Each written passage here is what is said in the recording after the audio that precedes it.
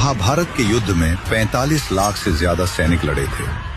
हर दिन हजारों सैनिक मरते थे, लेकिन रसोइये को पहले ही कैसे पता चल जाता था कि आज कितने लोग मरेंगे ताकि खाना बर्बाद न हो।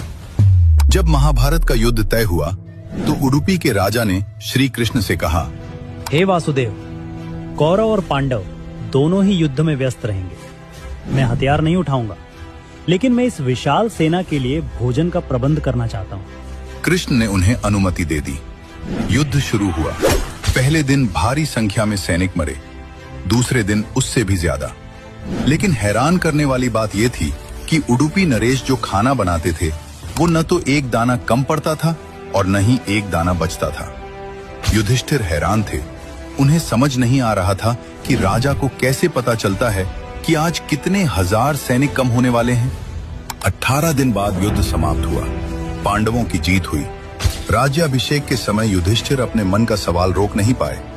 उन्होंने उडुपी नरेश से पूछा, महाराज, आप त्रिकालदर्शी तो नहीं हैं, फिर आपने 18 दिनों तक मृत्यु का सटीक अनुमान कैसे लगाया? खाने का ये सटीक गणित आपने कैसे किया? उडुपी नरेश ने हाथ जोड़कर भगवान श्री कृष्ण की ओर देखा और कहा, हे धर्मराज, मैं हर रात भगवान श्री कृष्ण के कक्ष में उनके लिए मूंगफली लेकर जाता था। श्री कृष्ण को मूंगफली बहुत पसंद थी। मैं मूंगफली का कटोरा गिनकर उन्हें देता था। भगवान जितनी मूंगफली खाते थे मैं उसे ध्यान से गिन लेता था। राजा ने आगे समझाया, श्री कृष्ण का एक ही संकेत था, एक मूंगफली बराबर 1000 सैनिक। अगर श्री कृष्ण रात को 50 मूंगफली खाते थे तो मैं समझ जाता था कि कल युद्ध में 50,000 सैनिक मारे जाएंगे। अगर वो 20 मूंगफली खाते तो मतलब 20,000 सैनिक मरेंगे। मैं अगले दिन सुबह ठीक उतने हजार लोगों का खाना कम बनाता था। भगवान को पहले ही पता होता था कि कल विध्वंस कितना बड़ा होगा। ये सुनकर युधिष्ठिर और पूरी सभा नतमस्तक हो गई।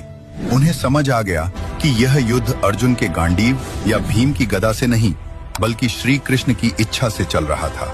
आज भी कर्नाटक का उडुपी शहर अपने स्वादिष्ट भोजन और मैनेजमेंट के लिए पूरी दुनिया में प्रसिद्ध है, जिसकी नींव महाभारत के उसी राजा ने रखी थी।